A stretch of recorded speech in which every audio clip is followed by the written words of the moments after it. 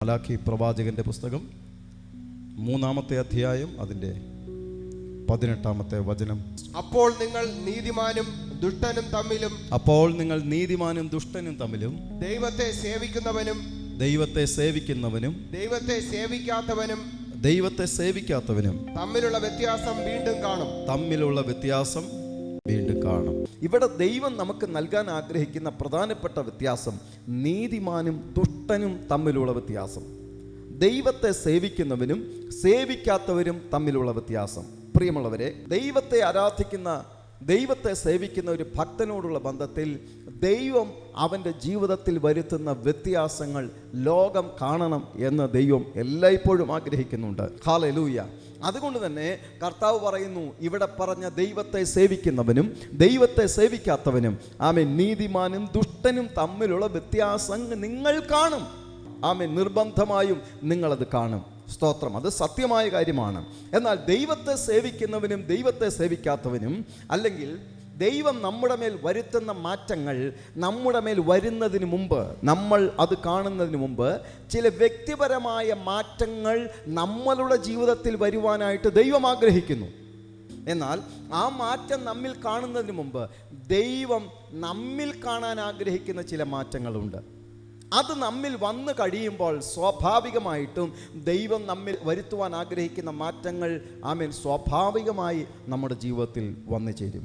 എന്താണ്? സ്തോത്രം. നമ്മിൽ ദൈവം പ്രാരംഭമായി കാണാൻ ആഗ്രഹിക്കുന്ന മാറ്റം, നമ്മിൽ വരുത്തേണ്ട മാറ്റങ്ങൾ എന്തൊക്കെയാണ്, നമ്മിൽ ദൈവം കാണാൻ ആഗ്രഹിക്കുന്ന മാറ്റങ്ങൾ എന്തൊക്കെയാണ്, അതിനെക്കുറിച്ചാണ് ഞാൻ സംസാരിക്കാനായിട്ട് ആഗ്രഹിക്കുന്നത്. ആമേൻ. മലാഖി പ്രവാചകന്റെ പുസ്തകം 1-ാം അധ്യായം 2-ാമത്തെ വചനം. ഞാൻ നിങ്ങളെ സ്നേഹിക്കുന്നു എന്ന് യഹോവ അരുളി ചെയ്യുന്നു. ഞാൻ നിങ്ങളെ സ്നേഹിക്കുന്നു എന്ന് യഹോവ അരുളി ചെയ്യുന്നു. എന്നാൽ നീ ഞങ്ങളെ ഏതിനാൽ സ്നേഹിക്കുന്നു എന്ന് ചോദിക്കുന്നു. അപ്പോൾ നമ്മൾ കർത്താവിനോട് ചോദിക്കുക, നീ ഞങ്ങളെ ഏതിനാൽ സ്നേഹിക്കുന്നു? ഏശാവ് യാക്കോബിന്റെ സഹോദരനല്ലയോ? ഏശാവ് യാക്കോബിന്റെ സഹോദരനല്ലയോ? എങ്കിലും ഞാൻ യാക്കോബിനെ സ്നേഹിക്കുന്നു എന്ന് യഹോവയുടെ അരുളപ്പാട്. എങ്കിലും ഞാൻ യാക്കോബിനെ സ്നേഹിക്കുന്നുവെന്ന് യഹോവയുടെ അരുളപ്പാട്.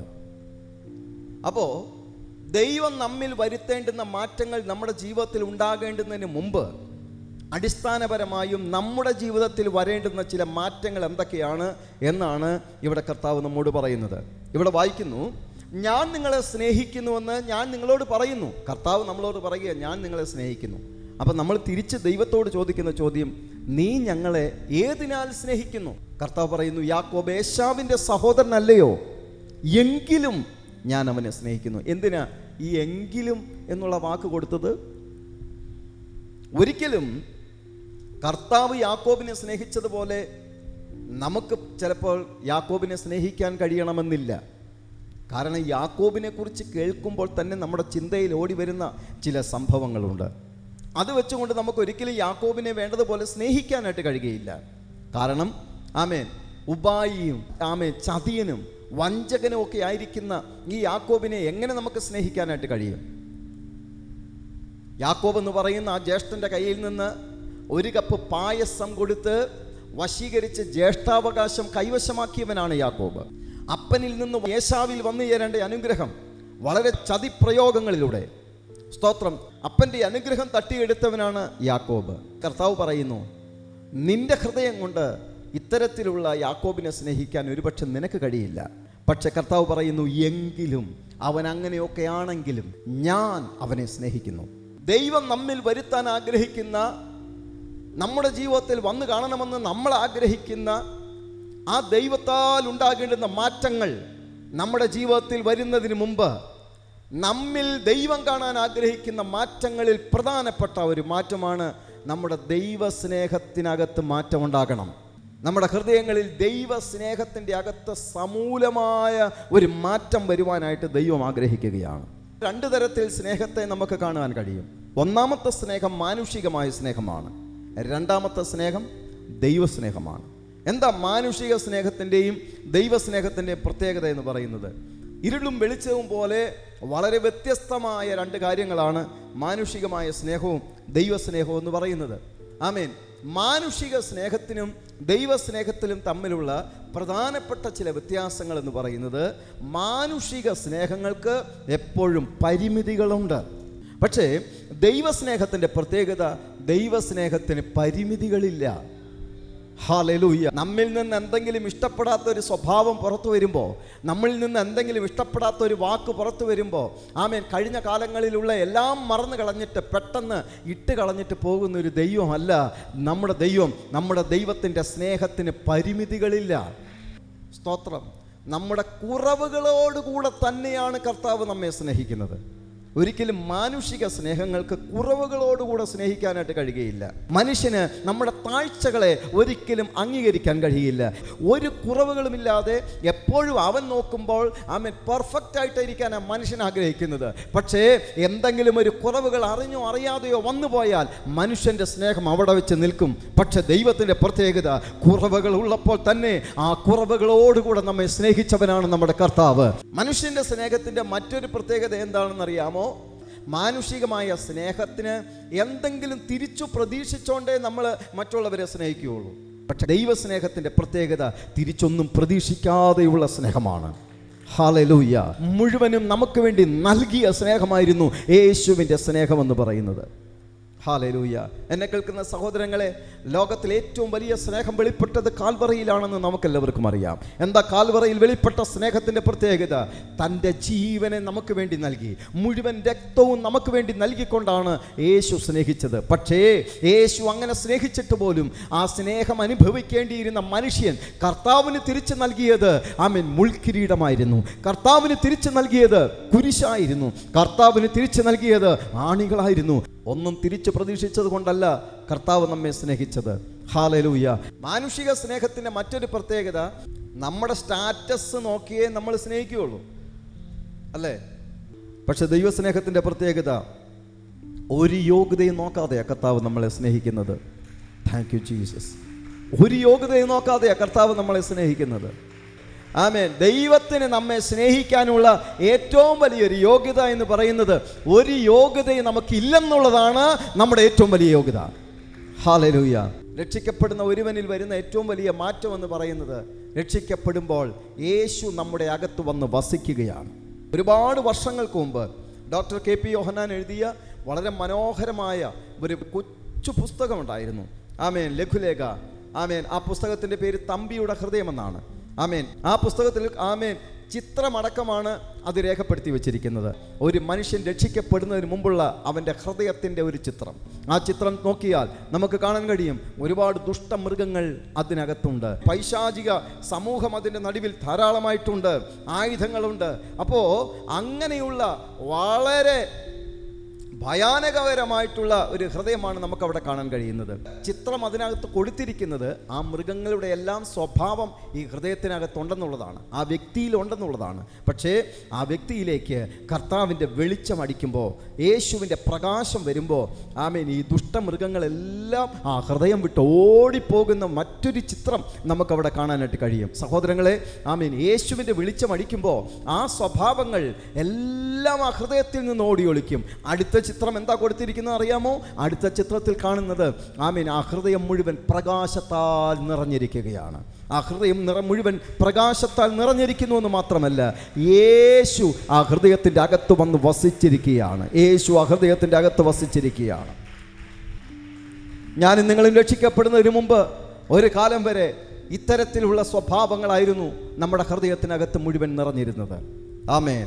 എന്നാൽ യേശു നമ്മുടെ ഹൃദയത്തിൽ വന്നതോടുകൂടെ, ആമേൻ, പിന്നെ പൈശാചിക സ്വഭാവങ്ങളല്ല, യേശുവാണ് നമ്മുടെ ഹൃദയത്തിൽ നിറഞ്ഞിരിക്കുന്നത്. ആ ദൈവിക പ്രകാശമാണ് നമ്മുടെ ഹൃദയത്തിനകത്ത് നിറഞ്ഞിരിക്കുന്നത്. ഞാൻ നിങ്ങളോട് പറയട്ടെ, എന്താ ദൈവമെന്ന് പറഞ്ഞാൽ? ദൈവം സ്നേഹമാകുന്നു. ദൈവത്തെയും സ്നേഹത്തെയും തമ്മിൽ നമുക്ക് വേർതിരിക്കാനായിട്ട് കഴിയുകയില്ല. സ്നേഹമില്ലാതെ ആകുന്ന ഇടത്ത് ദൈവമില്ല. കാരണം ദൈവമെന്ന് പറയുന്നത് തന്നെ മുഴുവൻ സ്നേഹമാണ്. സ്നേഹത്തിൻ്റെ ഉറവിടം തന്നെ ദൈവമാണ്. സ്നേഹത്തിൻ്റെ മൂർത്തിഭാവം തന്നെ ദൈവമാണ്. സ്നേഹമെന്ന് പറയുന്നത് സ്നേഹത്താൽ നിറയപ്പെട്ടതാണ് ദൈവം. ഇതിനെ തമ്മിൽ വേർതിരിക്കാനായിട്ട് കഴിയുകയില്ല. സ്നേഹമാണ് ദൈവം. അപ്പോൾ ആ സ്നേഹമായ ദൈവം നമ്മുടെ ഹൃദയത്തിനകത്ത് വസിക്കുന്നത് കൊണ്ട്, ഞാൻ നേരത്തെ പറഞ്ഞ മാനുഷിക സ്നേഹം എന്ന് പറയുന്നൊരു ഘടകം ഇനിയില്ല. കാരണം ഇപ്പോൾ നമ്മുടെ ഹൃദയത്തിനകത്ത് വസിക്കുന്നത് സ്നേഹമാണ്. നമ്മുടെ ഹൃദയത്തിനകത്ത് മുഴുവൻ നിറഞ്ഞിരിക്കുന്നത് സ്നേഹമാണ്. നമ്മുടെ അകത്ത് നിന്ന് പുറപ്പെടേണ്ടുന്നത് മാനുഷിക സ്നേഹമായിരിക്കരുത്. ഞാൻ നേരത്തെ പറഞ്ഞ പരിമിതികളുള്ള, തിരിച്ചെന്തെങ്കിലുമൊക്കെ പ്രതീക്ഷിക്കുന്ന, നമ്മുടെ സ്റ്റാറ്റസ് നോക്കി സ്നേഹിക്കുന്ന അത്തരത്തിലുള്ള മാനുഷിക സ്നേഹമല്ല ഇനി നമ്മുടെ ഹൃദയത്തിൻ്റെ അകത്ത് നിന്ന് പുറപ്പെടേണ്ടത്.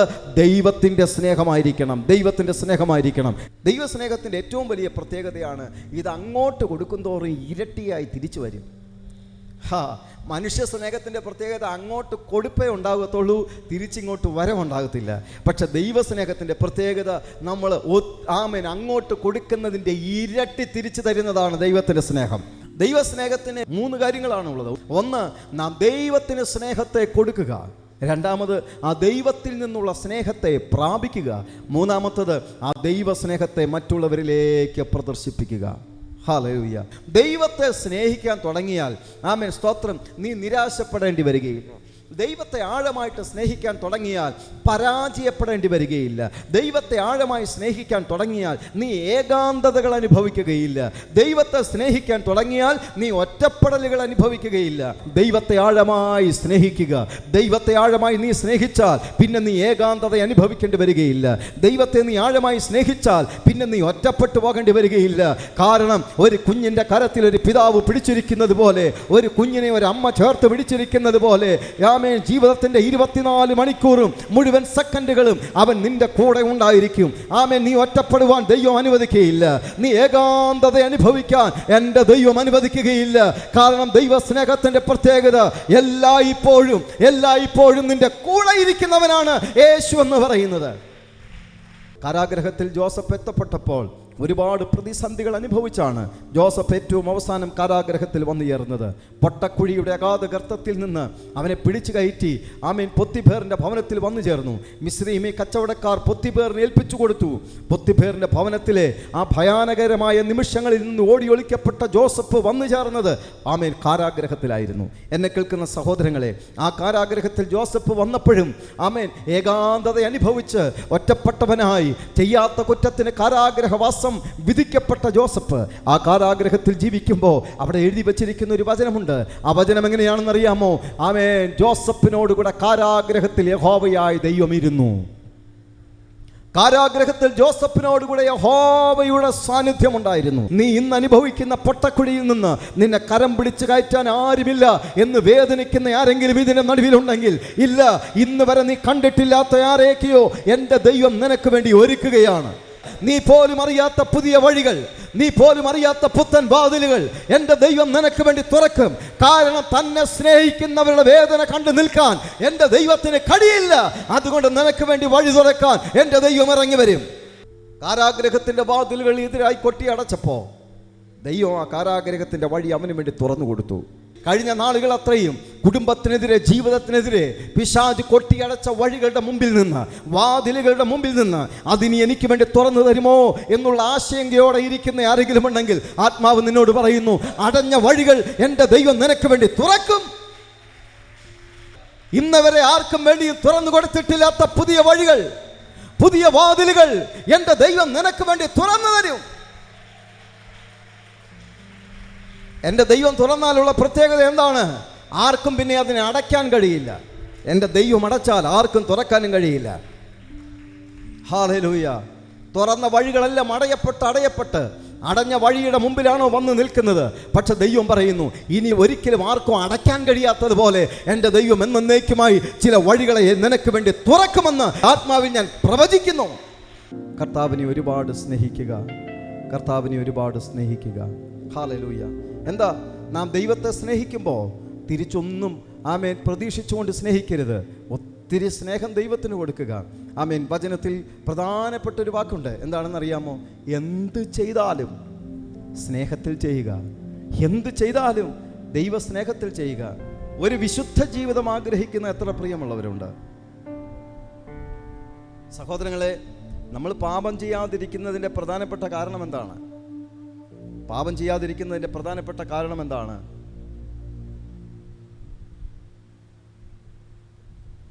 വിശുദ്ധരായി ജീവിക്കണമെന്ന് നമ്മൾ ആഗ്രഹിക്കുന്നതിൻ്റെ കാരണം എന്താണ്? പാപം ചെയ്താൽ നമ്മുടെ നിത്യത നഷ്ടപ്പെടുമെന്നുള്ളത് കൊണ്ടല്ലേ? പാപിയെ എരിയുന്ന തീച്ചൂളയിൽ ഇട്ട് കളയുമെന്നുള്ള ഭയം കൊണ്ടല്ലേ? നമ്മൾ വിശുദ്ധരായി ജീവിക്കാൻ ശ്രമിക്കുന്നത് മുഴുവൻ നമ്മുടെ നിത്യത, ആ സ്വർഗം നഷ്ടപ്പെടുമെന്നുള്ളത് കൊണ്ടല്ലേ? അല്ലെങ്കിൽ നമ്മെ ഭീതിപ്പെടുത്തുന്ന ആ നരകത്തിൻ്റെ ഭയാനകത ഓർത്തിട്ടല്ലേ കഴിവതും നമ്മൾ വിശ്വസ്തരായി വിശുദ്ധിയോടെ ജീവിക്കാൻ ആഗ്രഹിക്കുന്നത്? എന്നാൽ നമ്മൾ പാപം ചെയ്യാതിരിക്കുന്നത്, നമ്മൾ വിശുദ്ധിയോടെ ജീവിക്കുന്നത് നരകത്തെ പേടിച്ചിട്ടായിരിക്കരുത്, നിത്യത നഷ്ടപ്പെടുമെന്നുള്ള ഭയവുമായിരിക്കരുത്, മറിച്ച് അപ്പനോടുള്ള സ്നേഹമായിരിക്കണം. ഞാൻ പാപം ചെയ്യാതിരിക്കുന്നതും ഞാൻ വിശുദ്ധനായി ജീവിക്കാൻ ആഗ്രഹിക്കുന്നതും എൻ്റെ അപ്പനോടുള്ള സ്നേഹം നിമിത്തമാണ്. അപ്പനോടുള്ള സ്നേഹം നിമിത്തമാണ്. ഞാൻ ആരാധിക്കുന്നത് എന്തുകൊണ്ടാണ്? ദൈവം, യേശു പ്ലസ് ആരാധന, യേശു പ്ലസ് പ്രാർത്ഥന. കർത്താവും പ്രാർത്ഥനയും തമ്മിൽ വേർതിരിക്കാൻ പറ്റില്ല. കർത്താവും ആരാധനയും തമ്മിൽ വേർതിരിക്കാൻ പറ്റില്ല. കാരണം സ്നേഹമുള്ളിടത്ത് ആരാധനയുണ്ട്, സ്നേഹമുള്ളിടത്ത് പ്രാർത്ഥനയുണ്ട്. ഞാൻ നിങ്ങളോട് പറയട്ടെ, സ്നേഹം നിറയുന്നിടത്ത് ആരാധിക്കാനും പ്രാർത്ഥിക്കാനും ആരും നിർബന്ധിക്കേണ്ട കാര്യമില്ല. സ്നേഹം ഹൃദയത്തിലുണ്ടോ, പ്രാർത്ഥന വെളിപ്പെട്ടു വരും. സ്നേഹം ഹൃദയത്തിലുണ്ടോ, ആരാധന വെളിപ്പെട്ടു വരും. 5 മിനിറ്റ് പോലും വ്യക്തിപരമായി പ്രാർത്ഥിക്കാൻ കഴിയാത്തവരായി ആരെങ്കിലും ഉണ്ടോ? കർത്താവ് പറയുന്നു, സ്നേഹം ഹൃദയത്തിൽ നിറയട്ടെ, ഹൃദയത്തിൽ സ്നേഹം നിറയട്ടെ.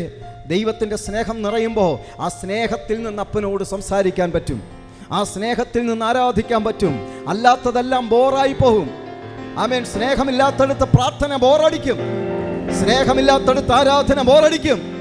പക്ഷെ ഹൃദയത്തിൽ ആത്മാവിന്റെ സ്നേഹം നിറയുന്നിടത്ത് മണിക്കൂറുകൾ ദൈവസന്നിധിയിൽ ഇരിക്കാൻ അവന്റെ സ്നേഹം നിന്നെ നിർബന്ധിക്കും.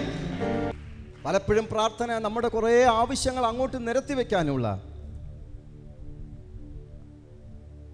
കുറേ അപേക്ഷാ ഫോം കൊണ്ട് കൊടുക്കാനുള്ള ഒരിടമായിട്ടാണ് പ്രാർത്ഥനയെ പലപ്പോഴും നമ്മൾ കണ്ടിട്ടുള്ളത്.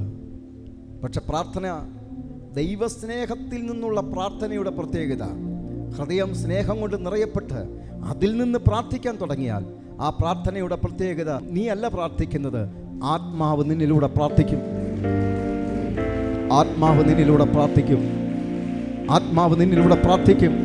ആ പ്രാർത്ഥനാ സ്ഥലം ആമേൻ സമയം പോകുന്നത് അറിയാത്തതുപോലെ, ആ പ്രാർത്ഥന ഇടം വിട്ട് മാറാൻ പറ്റാത്തതുപോലെ, ഹല്ലേലൂയ, ആ പ്രാർത്ഥനയുടെ ടേസ്റ്റ് നീ മനസ്സിലാക്കും. ആ സാന്നിധ്യത്തിന്റെ ടേസ്റ്റ് നീ മനസ്സിലാക്കും. പഴയ നിയമത്തിലെ യഹോവയായ ദൈവത്തെക്കുറിച്ച് വായിക്കുന്നത് നിങ്ങൾ കണ്ടിട്ടില്ലേ? അടുത്തുകൂടാത്ത വെളിച്ചത്തിൽ വസിക്കുന്നവൻ, ഭയങ്കരനായ ദൈവം, അടുത്തുകൂടാത്ത വെളിച്ചത്തിൽ വസിക്കുന്ന ദൈവം. ആ ദൈവത്തെ പറ്റി എഴുതി വച്ചിരിക്കുന്നത്, സീനായി മലയിൽ ദൈവത്തിന്റെ സാന്നിധ്യം ഇറങ്ങി വരുമ്പോൾ, പർവ്വതത്തിന്റെ മുകളിൽ എവിടെയോ ഒരിടത്ത് ദൈവത്തിന്റെ സാന്നിധ്യം ഇറങ്ങി വരുമ്പോൾ, ആ പർവ്വതത്തിന്റെ അടിവാരത്തിൽ ഒരു മനുഷ്യനാകട്ടെ ഒരു മൃഗമാകട്ടെ ആ പർവ്വതത്തെ തൊട്ടാൽ അവൻ മരിക്കും. കാരണം ഇറങ്ങി വരുന്ന സാന്നിധ്യം അത്ര കട്ടിയുള്ളതാണ്, ഇറങ്ങി വരുന്ന സാന്നിധ്യം അത്ര ശക്തിയുള്ളതാണ്. ഒരു പർവ്വതത്തിൽ ദൈവം ഇറങ്ങി വരുമ്പോൾ ആ പർവ്വതത്തിന്റെ അടിവാരത്തിലെങ്കിലും ഒരുവൻ തൊട്ടാൽ അവൻ മരിച്ചു പോകത്തക്ക രീതിയിൽ ആ സാന്നിധ്യം അത്ര ഭയങ്കരമായിരുന്നെങ്കിൽ, അത്ര കട്ടിയുള്ളതായിരുന്നെങ്കിൽ, ആർക്കും അടുത്തുകൂടാൻ കഴിയാത്ത ഒരു ദൈവത്തെയാ പഴയ നിയമത്തിൽ നമുക്ക് കാണാൻ കഴിയുന്നത്. പ്രാകാരമെന്നും വിശുദ്ധ സ്ഥലമെന്നും അതിവിശുദ്ധ സ്ഥലമെന്നും 3ആയി തരംതിരിച്ചിരിക്കുന്ന പ്രാകാരത്തിന്റെ ആദ്യ ഭാഗങ്ങളിൽ ഒരിടത്ത് മാത്രമേ സാധാരണക്കാരന് വരാൻ അനുവാദമുണ്ടായിരുന്നുള്ളൂ. പക്ഷേ അതിവിശുദ്ധ സ്ഥലത്തിന്റെ കൃപാസനത്തിന്റെ അകത്ത് നിറഞ്ഞു നിൽക്കുന്ന ദൈവ സാന്നിധ്യം അനുഭവിക്കാൻ ആർക്കും കഴിഞ്ഞിരുന്നില്ല. ആണ്ടിൽ ഒരിക്കൽ മാത്രം മഹാപുരോഹിതന് മാത്രം. ഇത്ര ഭയങ്കരനായ ദൈവം ആ പഴയ നിയമത്തിലും ഒരുവനെ നോക്കി ഇങ്ങനെ പറഞ്ഞു, അബ്രഹാം എൻ്റെ സ്നേഹിതൻ. ഹല്ലേലൂയ. അബ്രഹാം എൻ്റെ സ്നേഹിതൻ. അതിൻ്റെ അർത്ഥം എന്താണെന്ന് അറിയാമോ? അബ്രഹാം ആഴത്തിൽ കർത്താവിനെ സ്നേഹിച്ചിരുന്നു. ആ പ്രത്യക്ഷത എല്ലായ്പ്പോഴും അബ്രഹാമിനുണ്ടായിരുന്നു. ദൈവത്തെ ആഴമായി സ്നേഹിച്ചിരുന്ന ആളായിരുന്നു അബ്രഹാം. എപ്പോഴും അബ്രഹാമിൻ്റെ വീടിൻ്റെ മുറ്റത്ത് ഒരു യാഗപീഠം എരിഞ്ഞുകൊണ്ടേയിരുന്നു. ആരാധിക്കുന്നതിൽ പിശുക്ക് കാണിച്ചില്ല. കാരണം അബ്രഹാം ദൈവത്തെ ആരാധിച്ചതും ദൈവത്തെ സ്നേഹിച്ചതും ഒക്കെ ആ സ്നേഹത്തിൽ നിന്നായിരുന്നു. സ്നേഹത്തിൽ നിന്നായിരുന്നു. അബ്രഹാമിനെ അറിയാമായിരുന്നു ആ ദൈവത്തിൻ്റെ പ്രത്യക്ഷതയുടെ ടേസ്റ്റ് അബ്രഹാമിന് നന്നായിട്ട് അറിയാമായിരുന്നു. ആ ദൈവത്തോടു കൂടെ നടക്കുന്നതിൻ്റെ ടേസ്റ്റ് അബ്രഹാമിന് നന്നായിട്ട് അറിയാമായിരുന്നു. അതുകൊണ്ട് ആരും പ്രേരിപ്പിക്കാതെ എല്ലാ ദിവസവും വീടിൻ്റെ മുറ്റത്ത്, ആമേൻ, അബ്രഹാമിൻ്റെ വീട്ടുമുറ്റത്ത്, ആമേൻ, യാഗപീഠം കത്തിക്കൊണ്ടേയിരുന്നു. ഈ പകൽ എന്നെ കേൾക്കുന്ന ദൈവപൈതലേ, ഹൃദയത്തിൻ്റെ അകത്ത് സ്നേഹത്താൽ നിറയപ്പെടുമ്പോൾ ആരും പറയാതെ ദൈവത്തെ ആരാധിക്കുന്ന, ആരും പറയാതെ ദൈവത്തെ സ്തുതിക്കുന്ന, ആരും പ്രേരിപ്പിക്കാതെ ദൈവത്തോട് പ്രാർത്ഥിക്കുന്നൊരു മേഖല ആത്മാവ് നിനക്ക് വേണ്ടി തുറന്നു തരും. ദൈവസ്നേഹത്തിൽ നിന്ന് പ്രാർത്ഥിക്കാൻ തുടങ്ങിയാൽ, പ്രാർത്ഥന എന്ന് പറയുന്നത് എന്താണ്? അങ്ങോട്ട് സംസാരിക്കുക, ദൈവത്തോട് അങ്ങോട്ട് സംസാരിക്കുന്നതല്ലേ. അബ്രഹാം സംസാരിച്ചത് ഒരു ദൈവത്തോട് സംസാരിക്കുന്ന രീതിയിലല്ല അബ്രഹാം സംസാരിച്ചത്.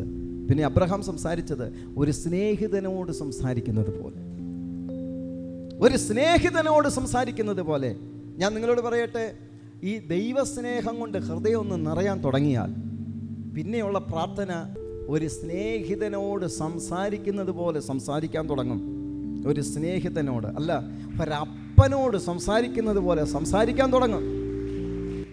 എന്താ അപ്പനോട് ഒരു കുഞ്ഞ് സംസാരിക്കുന്നത് എങ്ങനെയാ? അയ്യോ, അത് അപ്പനാണ്. അപ്പൻ ഏത് വലിയ പോലീസുകാരനാണെങ്കിലും, അപ്പൻ ഏത് വലിയ പ്രധാനമന്ത്രിയാണെങ്കിലും, അപ്പൻ ഏത് വലിയ വ്യക്തിയാണെങ്കിലും, ആ അപ്പൻ്റെ കുഞ്ഞിന് അതൊരു വിഷയമല്ല. ആ അപ്പനെ കാണുമ്പോൾ തന്നെ ആ കുഞ്ഞ് ഓടിച്ചെല്ലും, ആ മടിയിലോട്ട് കയറിയിരിക്കും. ആ കുഞ്ഞിൻ്റെ കാര്യങ്ങളൊക്കെ പറയാൻ തുടങ്ങും. സ്തോത്രം. ആ കാര്യങ്ങളൊക്കെ പറയാൻ തുടങ്ങും. അന്ന് ആ കുഞ്ഞ് കണ്ടതും കേട്ടതും ഒക്കെ അപ്പനോട് പറയാൻ തുടങ്ങും. ഇതാണ് പുതിയ നിയമത്തിലെ പ്രാർത്ഥന. ഇതാ ദൈവസ്നേഹത്തിൽ നിന്നുള്ള പ്രാർത്ഥന. ആമേൻ. എൻ്റെ ദൈവം ഭയങ്കരനാ പ്രിയമുള്ളവരെ. എൻ്റെ ദൈവം അടുത്തുകൂടാത്ത വെളിച്ചത്തിൽ വസിക്കുന്നവനാണ്. ആ സാന്നിധ്യത്തിൻ്റെ അരികിലേക്ക് അന്നും ഇന്നും ആർക്കും ചെല്ലാനായിട്ട് പറ്റില്ല. അത്രയേറെ ശക്തിയുള്ളവനാണ് എൻ്റെ കർത്താവ്. പക്ഷേ അത് ആർക്കാണ്? ആമേൻ, അത് ദൈവത്തെ ദൈവമായി കാണുന്നവർക്കാണ്. പക്ഷേ എനിക്കും നിനക്കും ദൈവം ദൈവമല്ല. എൻ്റെ ദൈവം എനിക്കെൻ്റെ അപ്പനാണ്. ഹല്ലേലൂയ. കർത്താവിനെ അപ്പനായിട്ട് കാണാൻ പറ്റുമെങ്കിൽ ഒരു മകൻ എന്നുള്ള നിലയിൽ, ഒരു മകൾ എന്നുള്ള നിലയിൽ ഏത് സമയവും നമുക്ക് അടുത്ത് ചെല്ലാം, കാര്യം പറയാം, അപ്പനോട് കാര്യം പറയാം. ഇനി ഈ സ്നേഹത്തിൽ നിന്നുള്ള പ്രാർത്ഥനയുടെ പ്രത്യേകത എന്താണെന്നറിയാമോ? അബ്രഹാം പ്രാർത്ഥിച്ചതും അബ്രഹാം അങ്ങനെയാണ് ജീവിച്ചിരുന്നത്. അതുകൊണ്ട് എന്താ കർത്താവ് ചെയ്തെന്നറിയാമോ? ദൈവത്തിൻ്റെ ഹൃദയത്തിൻ്റെ രഹസ്യങ്ങളെയൊക്കെ ദൈവം അബ്രഹാമിനോട് പറഞ്ഞു. സൊദോമിൻ്റെയും ഗൊമോറയുടെയും പാപവും ജനത്തിൻ്റെ വഷളത്വം പെരുകി. ഇനി എനിക്ക് അവരെ വെച്ചുകൊണ്ടിരിക്കാൻ പറ്റില്ല, ഞാൻ അവരെ നശിപ്പിക്കും. ഇത് ദൈവത്തിൻ്റെ ഹൃദയത്തിൽ സൂക്ഷിച്ചിരുന്നൊരു കാര്യമാണ്, വേറെ ആരോടും പറഞ്ഞിട്ടില്ല. പക്ഷേ സമയമായപ്പോൾ ദൈവം അബ്രഹാമിനോടത് പറഞ്ഞു. ഹല്ലേലൂയ. അബ്രഹാം ആ ജനത്തിന് വേണ്ടി മധ്യസ്ഥത അണയ്ക്കാൻ തുടങ്ങി. ആമേൻ. സ്നേഹം അകത്ത് നിറഞ്ഞാൽ ആ സ്നേഹത്തിൽ നിന്ന് നിന്റെ പ്രാർത്ഥനയുടെ നിലവാരം പോലും ദൈവം മാറ്റും. നിലവാരം പോലും മാറ്റും. ദൈവത്തിൻ്റെ രഹസ്യങ്ങളെ അറിഞ്ഞ് പ്രാർത്ഥിക്കാൻ, ദൈവത്തിൻ്റെ രഹസ്യങ്ങളെ അറിഞ്ഞ് പ്രാർത്ഥിക്കാൻ നിന്റെ പ്രാർത്ഥനയുടെ നിലവാരത്തെ പോലും ദൈവം മാറ്റും.